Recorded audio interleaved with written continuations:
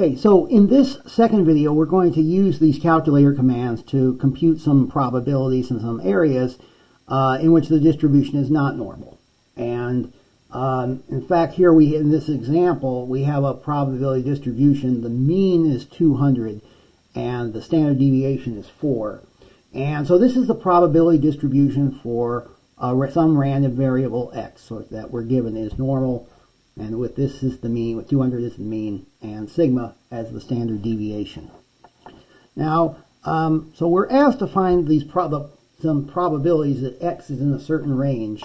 And the idea here is, remember, probabilities can be interpreted as areas of subregions under the curve. And in this case, the probability that x is between 195 and 205, that can really be interpreted as the area under the curve from 195 to 205. And so we're asked to find this area here. Okay. And that's where we use the Normalcdf command. So this is equal to Normalcdf. Okay. Our left endpoint is 195. Our right endpoint is 205. Now, because we are not using the standard normal distribution, the mean is 200, so we're going to input 200 here. The third variable, or the third parameter is the mean, and the fourth parameter is the standard deviation, which is 4. Okay. So you enter these in your on your calculator. Okay, so we have 195.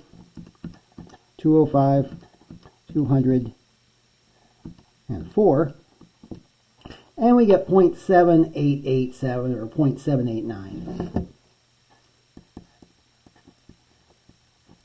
Okay, so that would be this probability, and that's also equal to this area.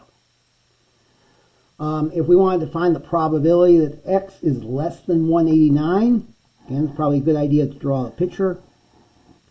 We know 200 is right here, so 189 is over here. So we're talking about this area now. So this would be where this area, the left boundary is negative infinity, or we can still use negative 10,000 in this case. So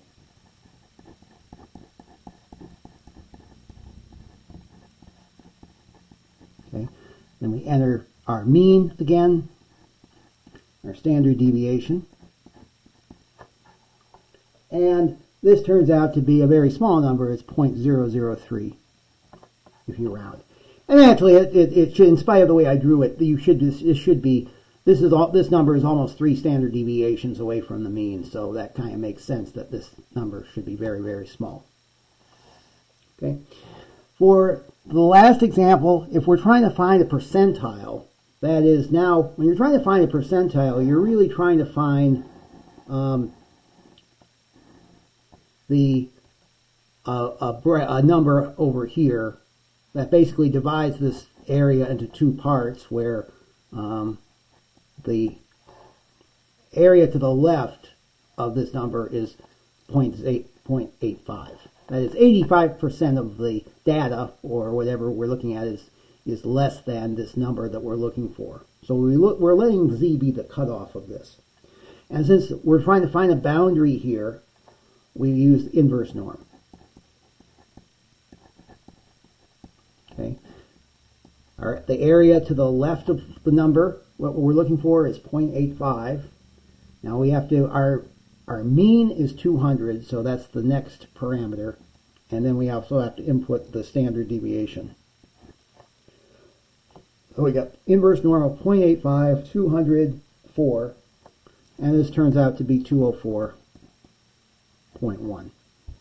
Okay, so that represents the 85th percentile. So 85% of the scores are less than 204.1.